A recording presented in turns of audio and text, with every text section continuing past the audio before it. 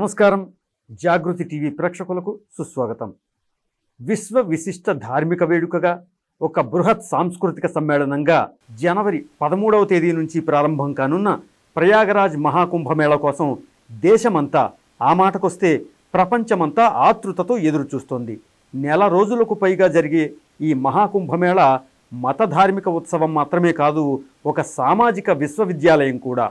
ఈ మహాకుంభమేళ విశిష్టతను సామాజిక దృష్టికోణంలో విశ్లేషించేందుకు జాగృతి టీవీ ప్రేక్షకుల చెంతకు వచ్చారు రిటైర్డ్ ప్రొఫెసర్ డాక్టర్ అన్నదానం సుబ్రహ్మణ్యం గారు. వారిని అడిగి మరిన్ని విశేషాలు తెలుసుకుందాం. నమస్కారం సుబ్రహ్మణ్యం గారు. నమస్కారం అండి. ఈరోజు భారతీయ సమాజం ఒక అపూర్వమైనటువంటి వేడుకకు, ఒక అపూర్వమైనటువంటి ఘట్టానికి, అంటే మహాకుంభమేళకి మనం సన్నద్ధమవుతున్నాము. చాలామంది ప్రజలకి ఈ కుంభమేళ అంటే మన పెద్దవాళ్ళకి, ఎక్కువగా పెద్ద తరాల వాళ్ళకి కుంభమేళ గురించి ఎంతో కొంత తెలిసినప్పటికీ కుంభమేళ ఆధ్యాత్మికంతో పాటు భిన్నమైన కోణాలు ఇంకేమన్నా ఉన్నాయా అనేటువంటి ఒక దృష్టికోణంతో మనం దీన్ని కొంచెం విశ్లేషించుకుందాం. సాధారణంగా భారతదేశంలో జీవనదులకు అన్నిటికీ కూడా పుష్కరాలు జరుగుతూ ఉంటాయి. అయితే ఇప్పుడు జరుపుకునేటువంటిది పుష్కరం కంటే కూడా విశిష్టమైనటువంటి, 12 సంవత్సరాలకు ఒకసారి జరుపుకుంటున్నప్పటికీ కూడా పుష్కరం కంటే కూడా ఒక విశిష్టమైనటువంటిది ఈ కుంభమేళ అనేటువంటిది. కుంభమేళ భారతీయ జీవనంలో అనాది కాలం నుంచి ఉన్నటువంటిది. పురాణాలు, వేదాలు వీటన్నిటిల్లో కూడా ప్రయాగ యొక్క విశిష్టత, పవిత్రత ఇదంతా కూడా కనిపిస్తూ ఉన్నది. అయితే ఈ కుంభమేళ అనేటువంటిది ఏమిటి? సాధారణంగా పుష్కరాలన్నీ కూడా గురుగ్రహ సంచారాన్ని బట్టి, బృహస్పతి సంచారాన్ని బట్టి ఏర్పడుతూ ఉంటాయి. కుంభమేళ ఆ విధంగా కాదు. సూర్యుడు, చంద్రుడు, బృహస్పతి అంటే గురుడు, వీటన్నిటి యొక్క సంచారాన్ని ఆధారంగా చేసుకుని కుంభమేళ అనేటువంటిది ఏర్పడుతూ ఉంటుంది. ఈ కుంభమేళ ఏర్పడటానికి సూర్యుడు మకర రాశిలో ఉంటాడు, బృహస్పతి గురుడు వృషభ రాశిలో ఉంటాడు. మాఘమాసంలో బహుళ అమావాస్య వరకు ఈ సంచారం జరుగుతున్నటువంటి సమయంలో ఒక సుమారుగా నెల 45 రోజుల పాటు జరుపుకునేటువంటి ఈ కుంభమేళ ఏదైతే ఉందో, ప్రయాగలో జరుపుకునేటువంటి ఈ కుంభమేళాని మహాకుంభమేళ అంటారు. ఈ తరంలో ఈ కుంభమేళాకి కేవలము నదీ స్నానము అనేటువంటిది మాత్రమే ఆలోచన అంతవరకే ఉంటుంది. కానీ దీని వెనుక ఒక ఆధ్యాత్మికమైన, ధార్మికమైన, సామాజికమైన, సాంస్కృతికమైన, జాతీయమైనటువంటి ఒక వారసత్వం ముడిపడి ఉన్నది అనేటువంటిది ఈ రోజున సమాజంలో ఈ తరానికి తప్పనిసరిగా తెలియవలసినటువంటి అంశాలు. అసలు కుంభమేళా ఎలా జరిగింది? సంక్షిప్తంగా దానికి సంబంధించిన ఒక పౌరాణిక ఇతివృత్తం చెప్తాను. క్షీరసాగర మథనం చేసినప్పుడు అమృత భాండం పుట్టింది. ఈ అమృత భాండాన్ని సంరక్షించడం కోసమని చెప్పి సూర్యుడు, చంద్రుడు, బృహస్పతి, విష్ణువు వీళ్ళ నలుగురికి కూడా బాధ్యత ఇవ్వబడింది. దీన్ని తర్వాత పంచాలి. ఈ పంచుకునేటువంటి సమయంలో, ఈ అమృత భాండాన్ని తీసుకువెళ్ళేటువంటి సమయంలో భూలోకంలో ఒక 4 ప్రదేశాలలో అమృత భాండాన్ని తీసుకువెళ్ళేటువంటి సమయంలో భూమి మీద ఉంచారు. ఎక్కడెక్కడ ఉంచారు అంటే, ఒకటి ప్రయాగరాజ్, రెండవది ఉజ్జయిని, మూడవది హరిద్వార్, నాలుగవది నాసిక్, గోదావరి తీరంలో ఉన్నటువంటి నాసికా త్రయంబకం అంటాం, నాసిక్. ఈ 4 ప్రదేశాలలో పవిత్రమైన, విశిష్టమైనటువంటి అమృత భాండం ఉంచబడింది, భూమి మీద ఉంచబడింది. కాబట్టి ఈ 4 ప్రదేశాల్లో ఉన్నటువంటి పవిత్రమైనటువంటి నదులు ఏవైతే ఉన్నాయో అక్కడ జరిగేటువంటి పుష్కరం ఏదైతే ఉందో దానిని కుంభమేళ అంటారు. సాధారణంగా హరిద్వార్లో జరిగేటువంటి కుంభమేళాని ఉత్తమ కుంభ అని, ప్రయాగరాజులో జరిగేటువంటి కుంభమేళాని మహాకుంభ అని, ఉజ్జయినిలో జరిగేటువంటి కుంభమేళాని ముక్తి కుంభ అని, గోదావరి తటంలో నాసిక్లో జరిగేటువంటి గోదావరి నదికి జరిగేటువంటి కుంభమేళాని కుంభ అని, ఈ విధంగా పిలవటం అనేటువంటిది ధార్మిక జీవనంలో ఒక పరిపాటి. ఇందులో ప్రయాగరాజులో జరిగేటువంటి కుంభమేళాకి మరింత విశిష్టత మనకి కనిపిస్తుంది. అంటే మిగిలినటువంటి పుష్కరాలకి తర్వాత కుంభమేళా జరిగేటువంటి స్థలాలకి విశిష్టత లేదని కాదు. శరీరంలో అనేక అవయవాలు ఉంటాయి, వాటిలో కూడా కొన్నిటికి విశిష్టత ఉన్నది. సర్వేంద్రియాణం నయనం ప్రధానం అంటారు, సర్వాంగాణం శిరః ప్రధానం అంటారు. అలాగే ఇన్ని కుంభమేళాల్లో ప్రయాగరాజులో జరిగేటువంటి మహాకుంభమేళా దాని యొక్క విశిష్టత ఏంటంటే ఆ ప్రయాగ తీర్థరాజ క్షేత్రానికి ఉన్నటువంటి ఒక విశిష్టత. ప్రజాపతి బ్రహ్మ లోక కళ్యాణార్థం, లోకాలకి శాంతిని కలిగించడం కోసం అని చెప్పి అనేకమైనటువంటి యాగాలు చేసినటువంటి ఒక పవిత్రమైన భూమి అది. కాబట్టి అది ప్రయాగ అయింది. ప్రజాపతి బ్రహ్మ అనేకమైనటువంటి యాగాలు చేసినటువంటి ప్రదేశం కాబట్టి అది ప్రయాగ. అందులో విశిష్టమైనటువంటిది కాబట్టి ప్రయాగరాజ్. రాజశబ్దం విశిష్టత అనేటువంటి తెలియజేసేటువంటిది. అలాగే ఈ ప్రయాగరాజుకి త్రివేణి సంగమం అని కూడా ఒక పేరు. పవిత్రమైనటువంటి 3 నదుల యొక్క కలయిక ఆ ప్రయాగలో మనకు కనిపిస్తుంది. ఎక్కడా కనిపించినటువంటి దర్శనమివ్వనటువంటి సరస్వతి నది ఒక ప్రయాగ క్షేత్రంలోనే దర్శనమిస్తుంది.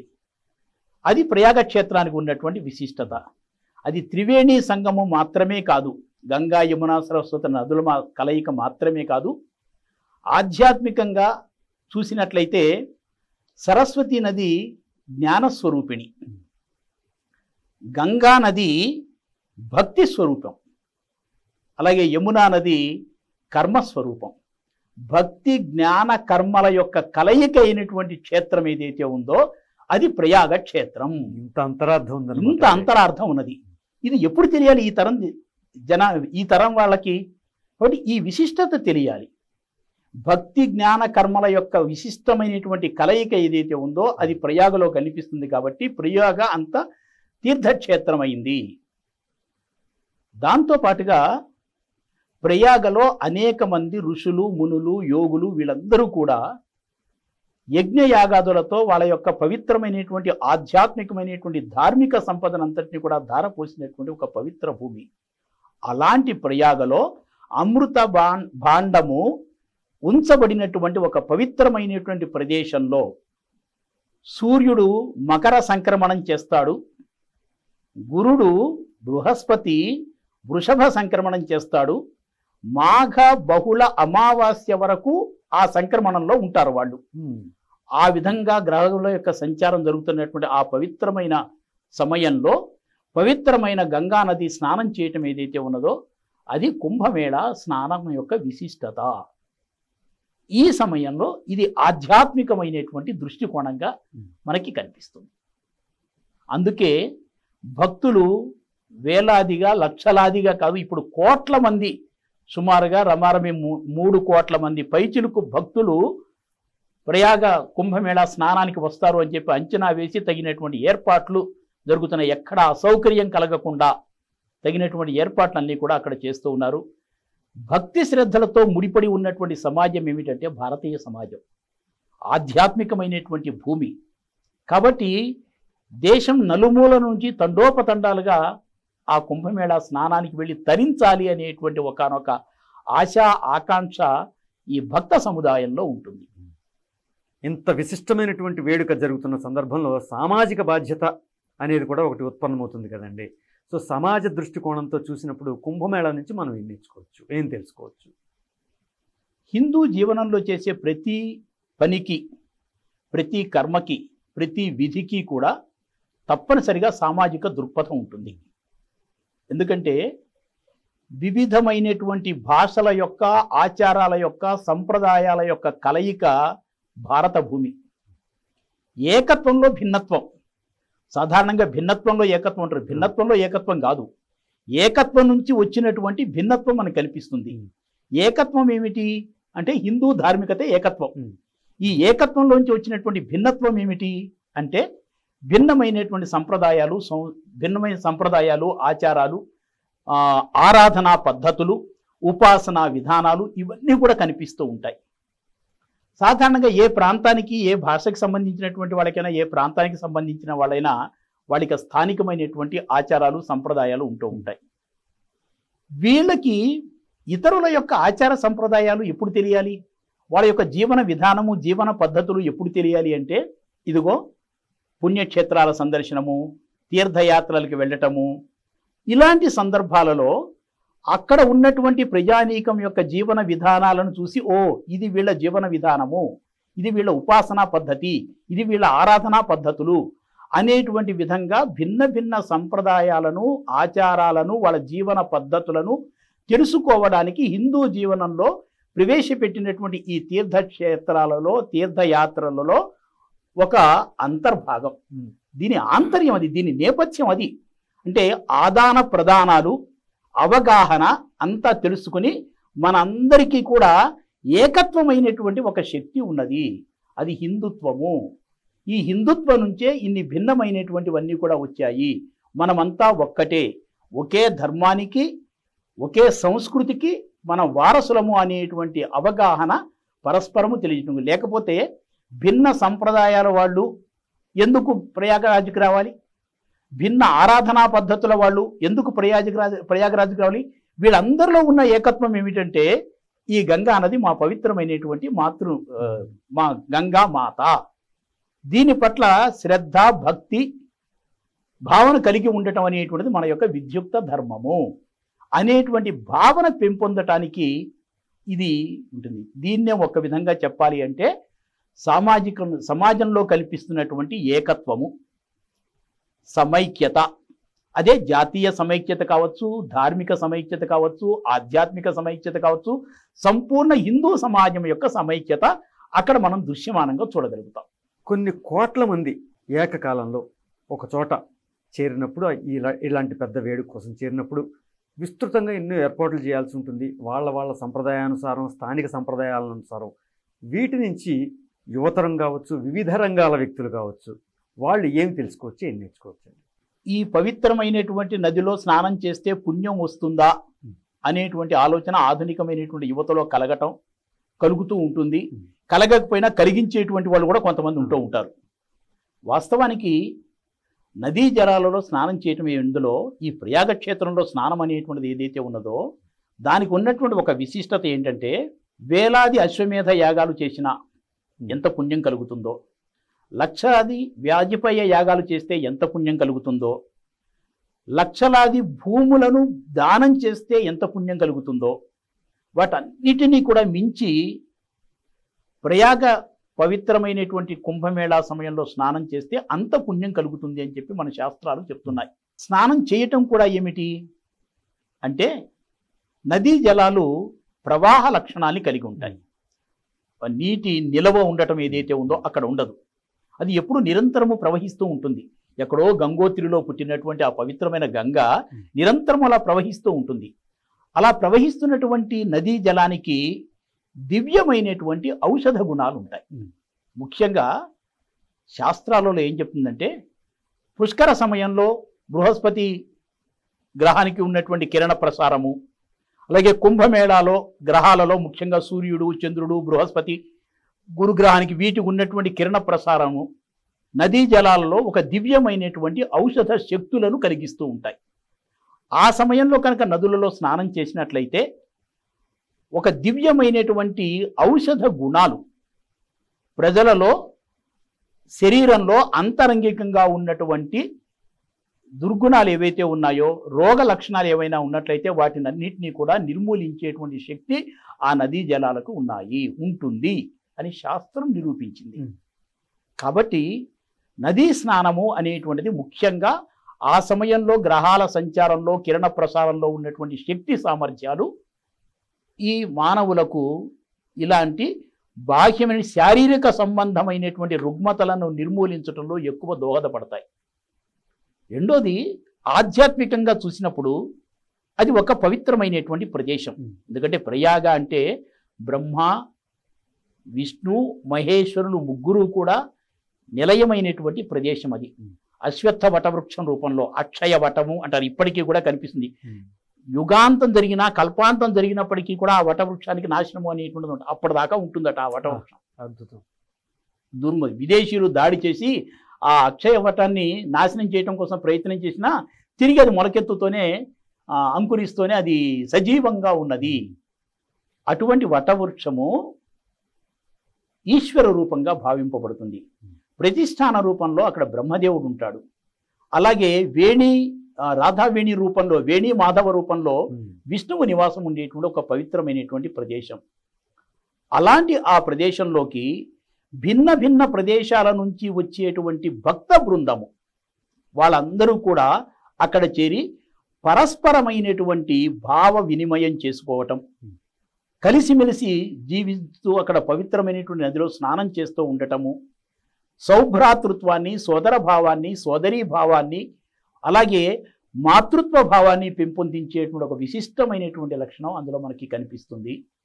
ఇంకొకటి ఏంటంటే, శాస్త్రీయంగా మనం ఆలోచించినప్పుడు మానవ శరీరము విద్యుత్ కేంద్రం. ఎప్పుడు విద్యుత్ విసర్జన కావాలో, ఎంత నిష్పత్తిలో విసర్జన కావాలో అంత నిష్పత్తిలో విసర్జన కాకపోతే మానవుడికి అనేకమైనటువంటి రోగాలు సంక్రమించేటువంటి అవకాశం ఉంటాయి. నదీ స్నానం చేసినప్పుడు, ముఖ్యంగా విశిష్టమైనటువంటి పర్వదినాలలో స్నానం చేసినప్పుడు ఎలక్ట్రోమాగ్నెటివిటీ అనేటువంటిది ఆ శరీరంలో ఉన్నటువంటి విద్యుత్తుని ఎంతగా విసర్జింప చేయాలో అంతగా విసర్జింప చేస్తుంది. కాబట్టి అనాది కాలం నుంచి భారతీయ జీవనంలో ఎలక్ట్రిక్ మ్యాగ్నెటివిటీ అనేటువంటి ఒక పద్ధతిని, విద్యుత్ విసర్జనం జరగటం కోసం అని చెప్పి నదీ స్నానము, తర్వాత చెరువులోకి వెళ్ళి స్నానం చేయటం, తటాక స్నానము, ఇది కాకపోతే వాపి స్నానం, బావిలలో స్నానం చేయటము, ఇలాంటి ఒక జీవన పద్ధతిని ప్రవేశపెట్టారు. కుంభమేళా సందర్భంగా మనస్సులను కూడా శుద్ధి చేసుకునేటువంటి కామ క్రోధస్తథా లోభ, కామము, క్రోధము, లోభము ఇలాంటి దుర్గుణాలు, ఈర్ష్య, అసూయ అనేటువంటి దుర్గుణాలను విడిచిపెట్టి రోగ నాశనాన్ని కలిగించుకుని అంతఃశుద్ధిని పెంపొందించుకోవడానికి ఒక పవిత్రమైన ప్రదేశానికి వెళ్ళాం. మన ఆలోచన, మన భావన, మన హృదయము ఇవన్నీ కూడా నిర్మలంగా ఉండాలి. మనం చేసేటువంటి పనులు కూడా నిర్మలము, స్వచ్ఛము, లోక కళ్యాణకారకము, సమాజ హితమై ఉండాలి అనేటువంటి ఒక అంతఃశుద్ధిని కలిగించడానికి ఈ కుంభమేళాలు ఎక్కువగా దోహదపడుతూ ఉంటాయి. కాబట్టి సౌభ్రాతృత్వ భావం వెల్లివిరియటం కోసం ఇలా మనమందరము ఒకే సమాజానికి చెందినటువంటి వాళ్ళం అనే భావన పెంపొందటానికి, జాతీయ భావన వికసించటానికి, వెల్లివిరియటానికి ఈ కుంభమేళాలన్నీ కూడా దోహదపడుతూ ఉంటాయి. అయితే ఈ క్రమంలో నుండి ఇటీవల కాలంలో భారతీయ సంస్కృతి అనేది క్రమక్రమంగా ఏదో క్షీణిస్తోందని, ఆ విలువలు తగ్గుతున్నాయని చెప్పేసి కొంత ఆవేదన మనకి సమాజంలో వినిపిస్తూ ఉంటుంది. ఈ కుంభమేళా అనేటువంటి ఈ మహావేదికను మన సాంస్కృతిక వికాస వేదికగా ఏ విధంగా మనం ఉపయోగించుకోవచ్చు? హిందూ ధార్మిక విలువలు ఏమి తగ్గటం లేదండి. పాశ్చాత్య ప్రభావం ఉన్నది అనేటువంటి మాట వాస్తవమే. కానీ హిందూ జీవనంలో కూడా ఇప్పుడిప్పుడు ఆలోచన ప్రారంభమవుతోంది. ఎందుకంటే ఈ రోజున పాశ్చాత్య ప్రపంచమే భారతదేశం యొక్క, హిందూ జీవనం యొక్క విశిష్టతను గుర్తిస్తూ ఉన్నది. ప్రపంచంలోనే హిందుత్వం యొక్క గొప్పదనాన్ని తెలుసుకుంటున్నారు. కాబట్టి సహజంగానే భారతీయుడిలో కూడా ఆలోచన ప్రారంభమవుతోంది. ఇప్పుడు నా భారతదేశం యొక్క గొప్పదనాన్ని నేను ఎందుకు గుర్తించలేకపోతున్నాను? నేను తెలుసుకోవాలి కదా. ఎక్కడో పరాయి దేశాల వాళ్లే మన భారతదేశం యొక్క హిందుత్వం యొక్క గొప్పదనాన్ని గుర్తిస్తున్నప్పుడు నేను ఎందుకు గుర్తించకూడదు?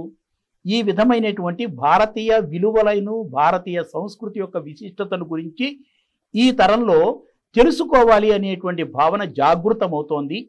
అది చైతన్యవంతమవుతోంది.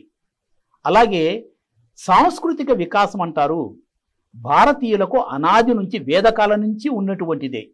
అయితే ఆ భావాన్ని ప్రజలకు గుర్తు చేయటమో, ప్రజలకు తెలియచెప్పటమో, ప్రజలలో చైతన్యపరచటమో అనేటువంటి ప్రయత్నము జరగడం కొంచెం బలహీనమైంది. ఎందుకంటే అప్పటికీ మన సంస్కర్తలు, అనేక మంది ఋషిమునులు, యోగులు పాద సంచారం చేసి భారతీయ సాంస్కృతిక వికాసం గురించి, పునరుజ్జీవనం కోసం అని చెప్పి ప్రయత్నం చేసినటువంటి మహాపురుషులు ఎందరో ఉన్నారు. ఇప్పుడిప్పుడు భారతదేశంలో ఈ సాంస్కృతిక వికాసంలో ప్రజలలో కొంచెం చైతన్యం కలుగుతోంది. ఎందుకు? భారతదేశంలో ఉన్నటువంటి పవిత్రమైనటువంటి నదీ నదులన్నీ కూడా నా మాతృస్వరూపాలు. అవి కేవలము నీరు మాత్రమే కాదు, సాక్షాత్తు దైవస్వరూపము. అందుకే గంగామాత, గోదావరి మాత, కృష్ణామాత, నర్మదా తల్లి ఈ విధమైనటువంటి మాతృ శబ్దాన్ని ప్రయోగించి మాతృమూర్తి పట్ల ఎంత భక్తి భావన కలిగి ఉంటామో, నదీమ తల్లుల పట్ల కూడా అటువంటి భక్తి భావన కలిగి ఉండాలి అనేటువంటిది అది ఒక సాంస్కృతిక వికాసం. అలాగే అనేకమైనటువంటి పర్వత శ్రేణులు ఉంటాయి, సప్తకుల పర్వతాలు, ఇవన్నీ కూడా దైవ స్వరూపాలు.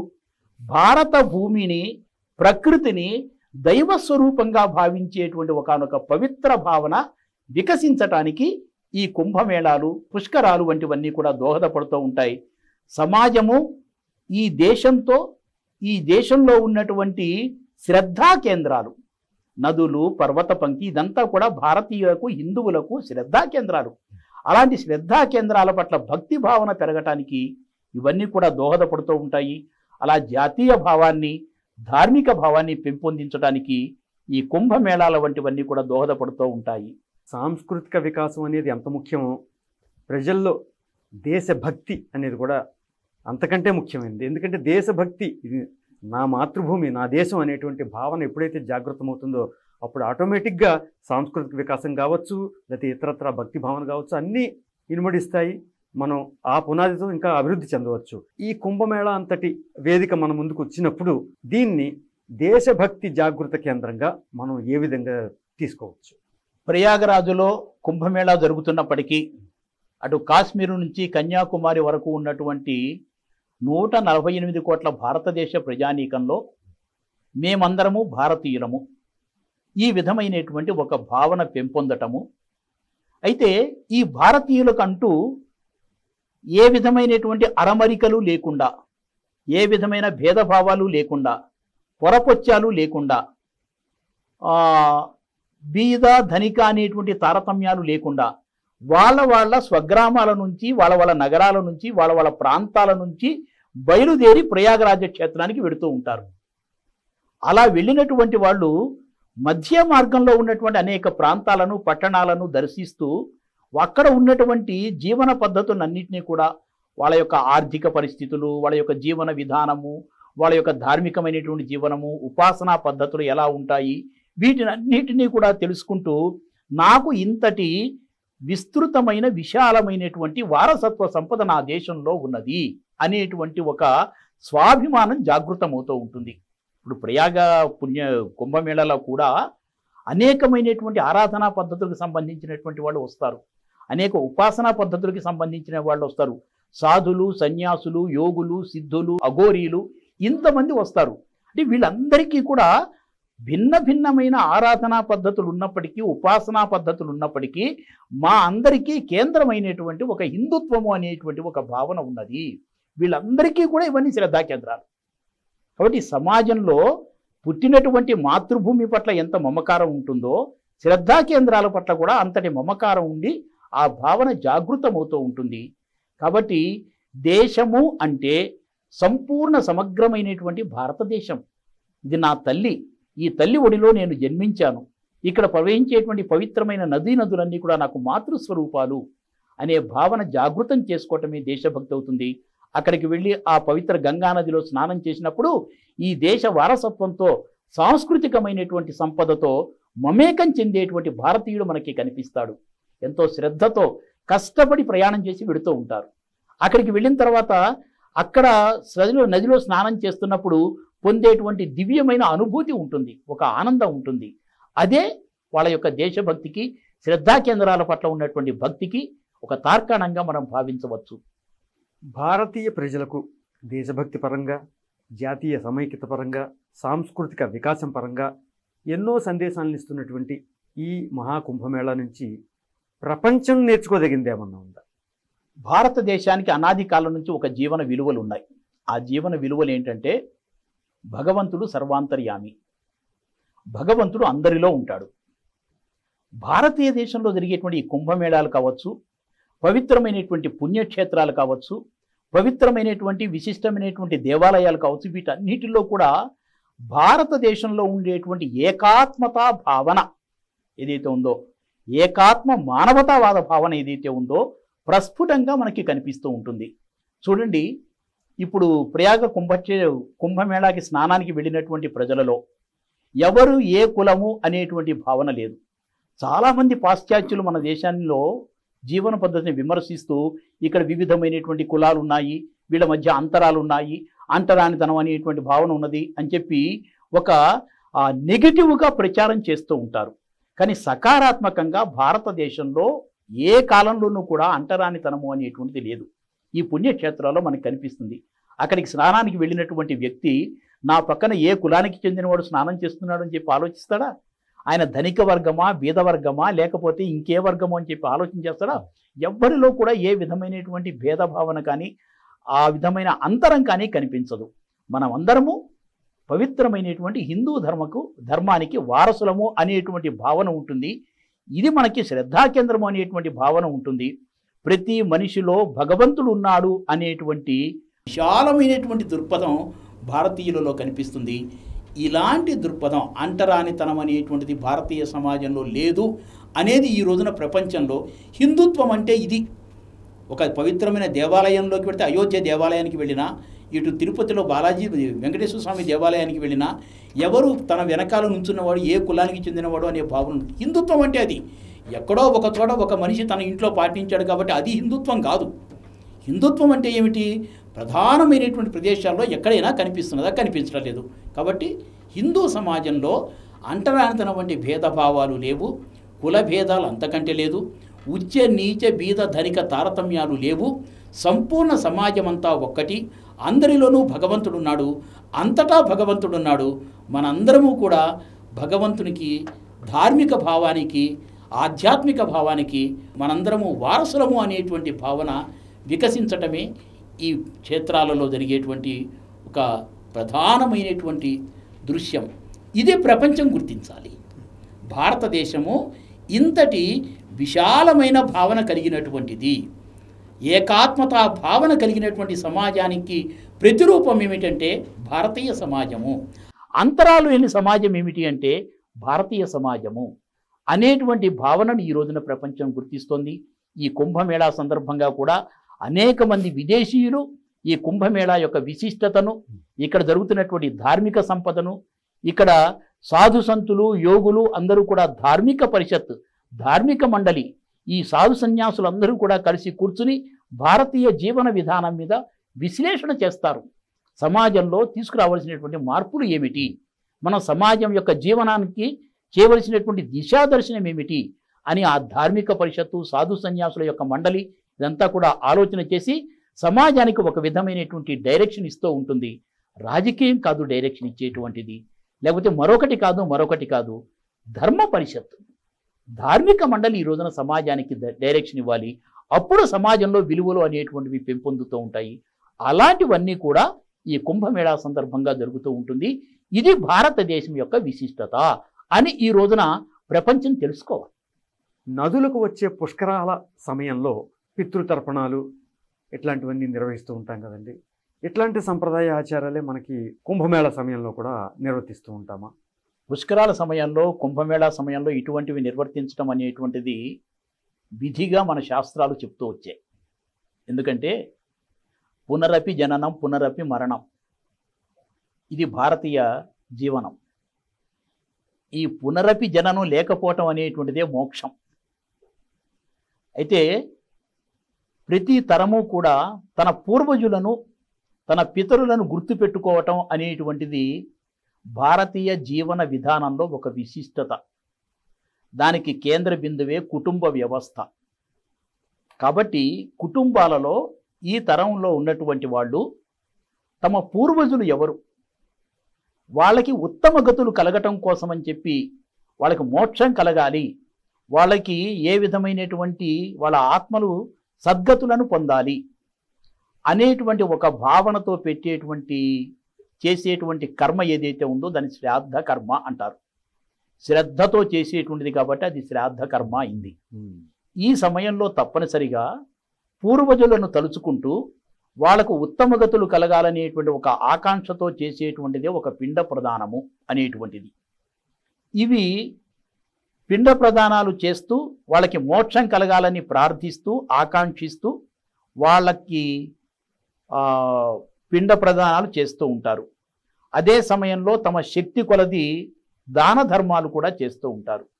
ఎందుకంటే హిందూ జీవనము సమాజం యొక్క సమగ్రత గురించి ఆలోచించింది. ఇది హిందూ జీవనం యొక్క విశిష్టత.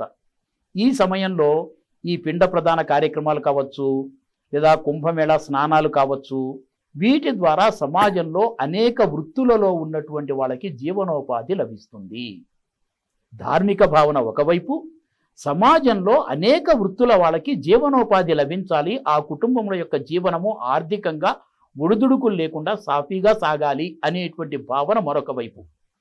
ఈ భావనను దృష్టిలో పెట్టుకుంటే ఇటు శ్రాద్ధ కర్మలు చేసేటువంటి దాంతో పాటుగా శ్రాద్ధ కర్మలు చేయలేని వాళ్ళు ఏం చేయాలి, కనీసం తిలతర్పణాలు చేయాలి, శక్తి కొలది దాన ధర్మాలు చేసుకుంటూ ఉండాలి. ఎందుకంటే సంపద ఎప్పుడూ కూడా ఒకే చోట కేంద్రీకృతం కాకూడదు.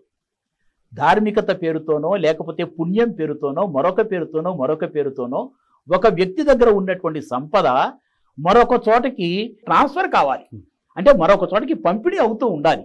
కాబట్టి ఎప్పుడు కూడా ఒకే వ్యక్తి దగ్గర ఆర్థిక వ్యవస్థ కేంద్రీకృతం కాకూడదు. అందుకోసం అని చెప్పి ఇలాంటి జీవన పద్ధతులు ప్రవేశపెట్టారు. ఇది లౌకికంగా మనకి కనిపించేటువంటిది. అలౌకికంగా కనిపించేటువంటిది ఏంటి, పూర్వజులను గుర్తుపెట్టుకోవాలి, వారసులము అనేటువంటి భావన ఉండాలి, వాళ్ళని తలుచుకుంటూ వాళ్ళకు పుణ్యలోకాలు ప్రాప్తి కావాలి. అందుకోసం అని చెప్పి శ్రాద్ధకర్మ చేయటం. శ్రాద్ధకర్మ చేసే ఆర్థిక శక్తి లేనప్పుడు కనీసము తిలతర్పణలు చేయటం. తిలతర్పణ చేసేటువంటి శక్తి సామర్థ్యాలు లేనటువంటి వాళ్ళు ఏం చేయాలి, కనీసము ఆ నదీ జలాన్ని సూర్యుడికి అర్ఘ్యప్రదానం విడుస్తూ ఉండాలి. ప్రాతరర్ఘ్య ప్రదానం, మాధ్యాహ్నిక అర్ఘ్యప్రదానం, సాయం అర్ఘ్యప్రదానం, ఇట్లా అర్ఘ్యప్రదానాలన్నా చేస్తూ పుణ్యాన్ని సంపాదించుకోవాలి. ఎందుకంటే పరులకు ఉపకారం చేయటం పుణ్యం, పరులకు అపకారం చేయటం పాపం. ఇది మన ధర్మం చెప్పినటువంటిది. కాబట్టి జన్మనిచ్చినటువంటి తల్లిదండ్రులను మర్చిపోకూడదు. సజీవంగా తల్లిదండ్రులు ఉన్నప్పుడు ఇంకా పూర్వీకులైనటువంటి వాళ్ళు ఉంటారు, వాళ్ళు తమ తల్లిదండ్రులకి ఇలాంటి గతించినటువంటి వాళ్ళకి పిండ ప్రదానాలు చేస్తూ ఉంటారు. దానివల్ల వాళ్ళకి ఉత్తమ లోకాలు కలుగుతాయి అనేటువంటిది మనకి ఇది. అంటే పుణ్యం పాపం అనేటువంటి దాని మీద విశ్వాసం ఉన్నటువంటి సమాజం భారతీయ సమాజం. అలా పుణ్యలోక ప్రాప్తి కోసం అని చెప్పి ఇలాంటి కర్మకాండలు కొనసాగించేటువంటి ఒక జీవన పరిపాటి భారతీయ జీవనం ఉంది. అదే కుటుంబ వ్యవస్థకి మూలాధారం అవుతుంది. కుంభమేళ సందర్భంగా ప్రయాగరాజ్ వద్ద ఉన్నటువంటి గంగా నదిలో లక్షలాది మంది కోట్లాది మంది స్నానం చేస్తుంటారు కదండి. ఈ నేపథ్యంలో చాలామంది పర్యావరణానికి దెబ్బని కాలుష్యం మాట్లాడుతూ ఉంటారు. సో పర్యావరణ పరిరక్షణ, పర్యావరణ స్ఫూర్తి అనేది కుంభమేళ మనకి ఏ విధంగా అందిస్తుంది, మనం ఎట్లాంటి స్ఫూర్తి పొందవచ్చు? ఆధునిక కాలంలో నేటి కాలంలో ఉన్న తరానికి ఈ నదీ స్నానాలు ఇటువంటివన్నీ కూడా కాలుష్య కారకాలు, కాలుష్యంని కలిగిస్తూ ఉంటాయి కదా, పర్యావరణాన్ని పరిరక్షించటం లేదు కదా అనేటువంటి ఆలోచన రావటం సహజమే. కానీ అది ఒక భ్రమ మాత్రమే. ఎందుకంటే పర్యావరణం పట్ల అనాదిగా హిందూ సమాజము ఒక స్పృహను, ఒక భావాన్ని కలిగి ఉన్నటువంటిది. హిందూ జీవన పద్ధతులే అసలు పర్యావరణ స్పృహను కలిగి ఉన్నాయి. స్వచ్ఛతకు, శుభ్రతకు ప్రాధాన్యత ఇచ్చిన జీవన విధానం ఏమిటంటే హిందూ జీవన విధానం. అందుకే చూడండి, పర్యావరణాన్ని పరిరక్షించుకోవాలి, కాలుష్యాన్ని పోగొట్టుకోవాలి, కలుషితం కాకుండా, అంటే పంచమహాభూతాలు కలుషితం కాకుండా సంరక్షించుకోవాలి అనేటువంటి స్పృహను ప్రపంచానికి ఇచ్చిన సమాజం ఏదైనా ఉన్నది అంటే అది భారతీయ సమాజమే. నదుల్లో ఇన్ని కోట్ల మంది, ఇన్ని లక్షల మంది స్నానాలు చేస్తుంటే మరి ఏమైపోతాయి, కలుషితం అయిపోతాయి కదా. దానికి తగినటువంటి జాగ్రత్తలు మనం తీసుకోవాల్సిందే ఎప్పుడైనా కూడా. ఇప్పుడు జరుగుతున్నటువంటి ప్రయత్నాల్లో కూడా అలాంటి జాగ్రత్తలు తీసుకుంటున్నారు అనేది కూడా మనకి స్పష్టంగా కనిపిస్తూ ఉన్నది. ఎందుకంటే నదులలో ఉన్నటువంటి నీరు ఎప్పుడు కూడా, ఇందాక నేను చెప్పాను, నదులలో ఉన్నటువంటి నీరు ఎప్పుడు కూడా ప్రవాహం కలిగి ఉంటుంది. ప్రవాహం కలిగి ఉన్నటువంటి నీరు ఏదైతే ఉందో కాలుష్యాన్ని కలిగి ఉండటం అనేటువంటిది తక్కువ శాతంలో ఉంటుంది. కానీ అనేకమైనటువంటి రసాయనిక ద్రవ్యాలు, మురుగు కాలవలు నదులలో చేరుతున్నాయి కాబట్టి నీరు కలుషితం అవుతున్నాయి అనేది కూడా సరి అయినటువంటి మాటే, అది కూడా వాస్తవమే. అలా నీరు కలుషితం కాకుండా కాపాడవలసినటువంటి బాధ్యత సమాజానిది మొట్టమొదట, ఆ తర్వాత ప్రభుత్వానిది. కాబట్టి ప్రజలు నీరు పవిత్రమైనటువంటిది, నీటి కారణంగా మన యొక్క శరీర ఆరోగ్యాలు, సమాజం యొక్క ఆరోగ్యము పరిరక్షింపబడుతుంది అనుకున్నప్పుడు ప్రజలు ఆ నీటిని కలుషితం చేయకూడదు. అంటే ఏమిటి, సబ్బులు వాడటము, షాంపూలు వాడటము, ఇటువంటివి ఏవి కూడా నదీ స్నానాల దగ్గర ఉపయోగించకూడదు. ఇది ఎవరికి వారు తమ యొక్క నియమాన్ని పాటించారనుకోండి, నీరు కలుషితం కాదు. అలాగే మురుగు కాలువలు, రసాయన పదార్థాలు నదీ జలాలలో కలవకుండా తీసుకోవాల్సినటువంటి జాగ్రత్త ఎవరిది, ప్రభుత్వాలది. అలాగే ఫ్యాక్టరీలు నడిపేటువంటి వాళ్ళు కూడా నా సమాజానికి, నా పవిత్రమైనటువంటి పంచమహాభూతాలలో ఒకటైనటువంటి నీటికి కలుషితం అంటకూడదు కాబట్టి నేను ఆ పని చేయకూడదు అనేటువంటి భావన పరిశ్రమలు నడిపేటువంటి వాళ్ళు ఆలోచించవలసింది. వాళ్ళ విధిని వాళ్ళు నిర్వర్తించినప్పుడు నీరు కలుషితం కాదు. వీటిని అన్నిటి పట్ల సమాజం శ్రద్ధ తీసుకోవాలి, ప్రభుత్వం శ్రద్ధ తీసుకోవాలి. అలా తీసుకుంటున్నాయి కాబట్టే ఇప్పుడు నదీ జలాల యొక్క కాలుష్యాన్ని తొలగించేటువంటి ప్రయత్నము ప్రభుత్వాలు చేస్తున్నాయి. ప్రజలు కూడా తమ విధులను తాము నిర్వర్తించాలి. ఇది పౌర బాధ్యత, ప్రజల యొక్క బాధ్యత, ప్రజల యొక్క కర్తవ్యం ఇది. కాబట్టి అలాంటి బాధ్యతను నిర్వర్తిస్తున్నప్పుడు ఈ నీరు కలుషితం కాదు. రెండోది, ఇన్ని కోట్ల మంది స్నానాలు చేసినప్పటికీ కూడా ఆ నీటికి ఉన్నటువంటి శక్తి కారణంగా ఎవ్వరూ కూడా అనారోగ్యం పాలైనటువంటి దాఖలాలు ఎక్కడా లేదు మనకి. కాబట్టి ఏంటంటే ఆ నీటికి ఉన్నటువంటి శక్తి, అది ఆ ప్రవాహ కలిగినటువంటి జలానికి ఉన్నటువంటి శక్తి. ఇందాక ఆ జలంలోనే ఒక దివ్యమైనటువంటి ఔషధ లక్షణాలు ఉన్నాయి. ఎందుకు? కొండలలో, కోనలలో, వనులలోంచి, గనులలోంచి ప్రవహించినటువంటి ఆ నీరు అనేకమైనటువంటి ధాతు పుష్టిని కలిగి ఉంటుంది, ఔషధీ గుణాలను కలిగి ఉంటుంది.